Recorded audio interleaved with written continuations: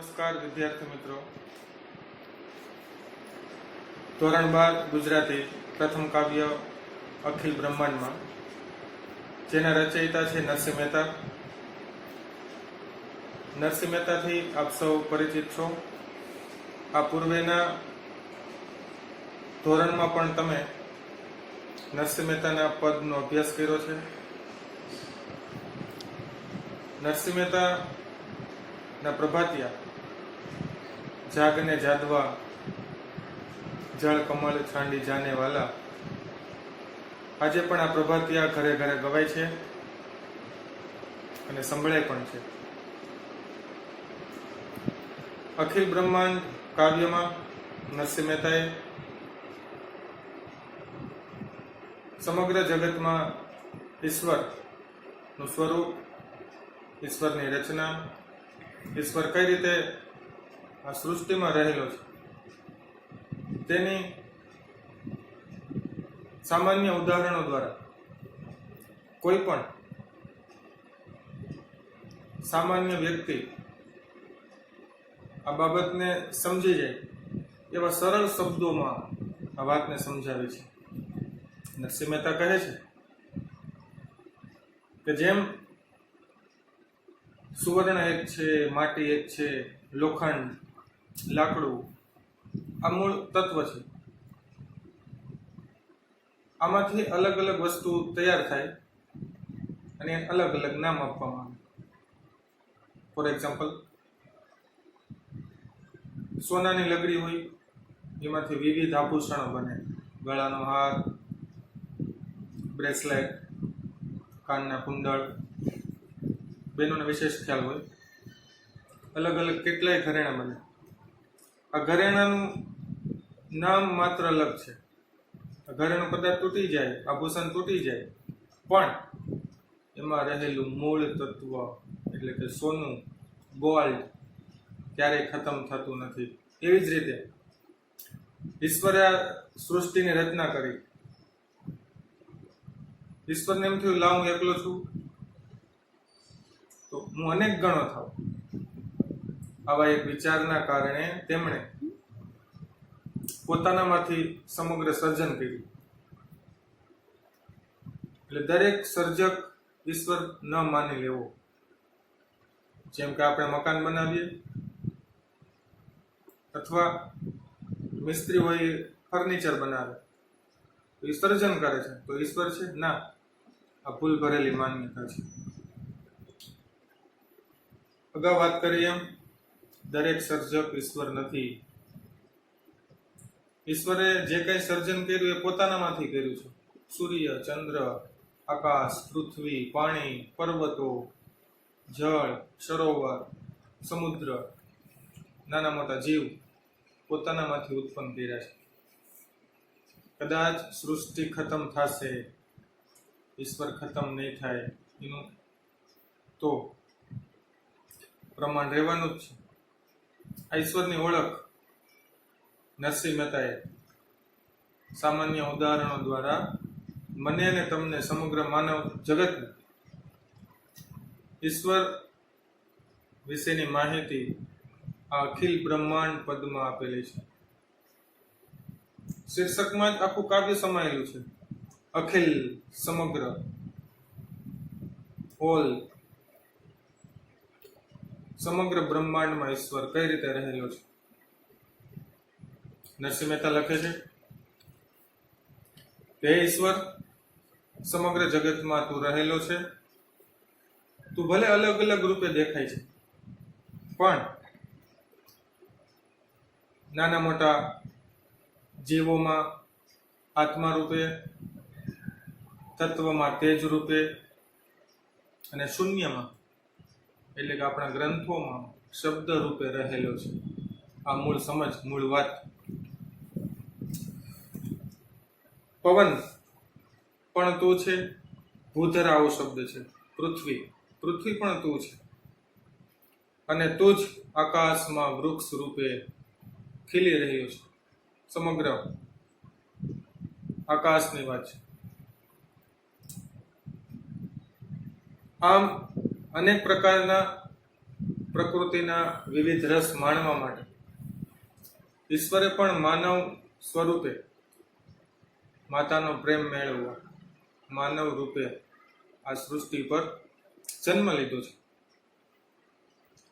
આપણા વેદ અને સ્મૃતિ ગ્રંથો જે આપણી યાદમાં છે, જે આપણા પૂર્વજો પાસેથી આપણને મળેલા છે, એવા શ્રુતિ એટલે સાંભળેલા, સ્મૃતિ એટલે આપણી યાદમાં છે, અને આપણા પૌરાણિક ગ્રંથો આ વાતની સાક્ષી પૂરે છે.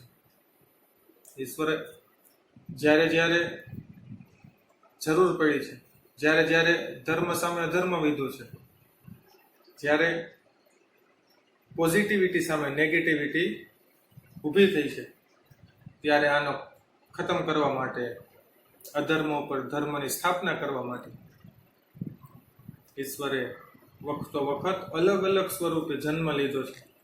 ઈશ્વરનું અલગ અલગ સ્વરૂપ એટલે ક્યારેક રામ, ક્યારેક કૃષ્ણ, તો ક્યારેક નાના મોટા કોઈ રાક્ષસનો નાશ કરવા માટે વિવિધ ધર્મ, વિવિધ રૂપો ધારણ કરેલા છે. આપ સૌ ભાગવત કથામાં જોતા હશો, એમાં નૃસિંહ અવતારની વાત આવે છે. શું છે આ નૃસિંહ અવતાર? તો કે એક રાક્ષસને મળેલા વરદાન, એની તપશ્ચર્યા, એના કારણે મળેલા વરદાનને ખતમ કરવા માટે ઈશ્વરે કેવું સ્વરૂપ ધારણ કરવું પડ્યું? અડધું મનુષ્યનું, અડધું પશુનું. તો ઘણા લોકોને આ સ્વરૂપ પસંદ પડી જાય, તો એની મંડે પૂજા કરવા, અર્ચના કરવા. કોઈને રામના ગુણ ગમી જાય, કોઈને કૃષ્ણનો પ્રેમ પસંદ પડી જાય, તો કોઈ રામના આદર્શના માર્ગે ચાલે, કોઈ કૃષ્ણના આદર્શના માર્ગે ચાલે. તો આમ અલગ અલગ યુગમાં અલગ અલગ સ્વરૂપે ઈશ્વરે જન્મ લીધો.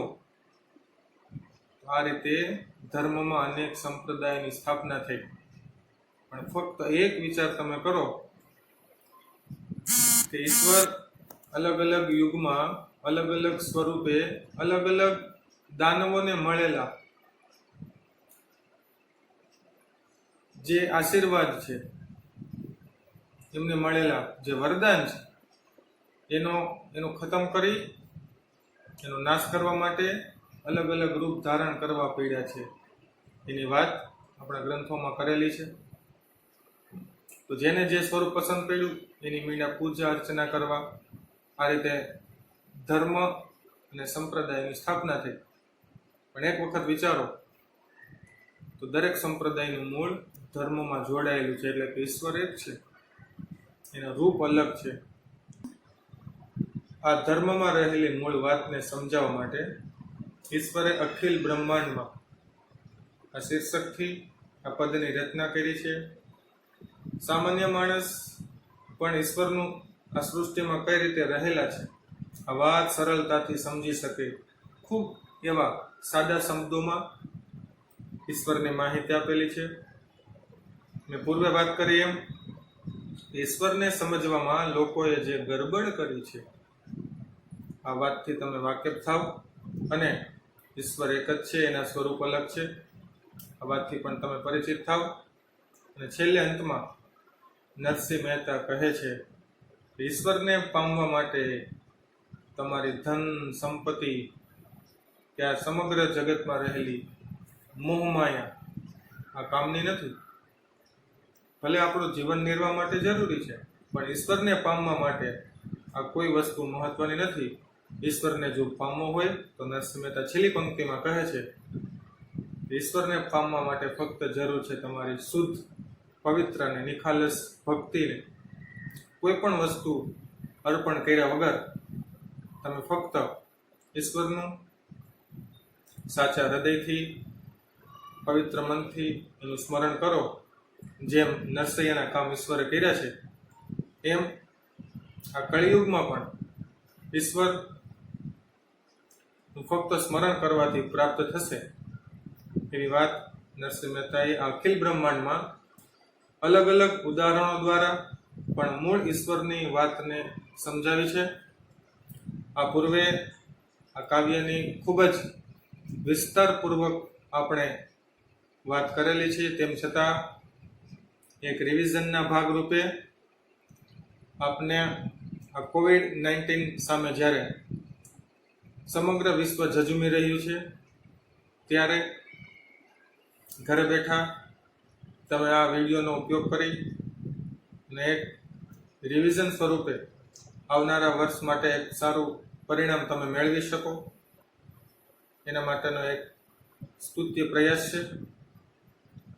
આપ સૌને નમ્ર નિવેદન, ઈશ્વરના અને સરકારશ્રીના સૂચનોનું પાલન કરી ઘરમાં રહો, સુરક્ષિત રહો, એ જ અભ્યર્થના. અસ્તુ.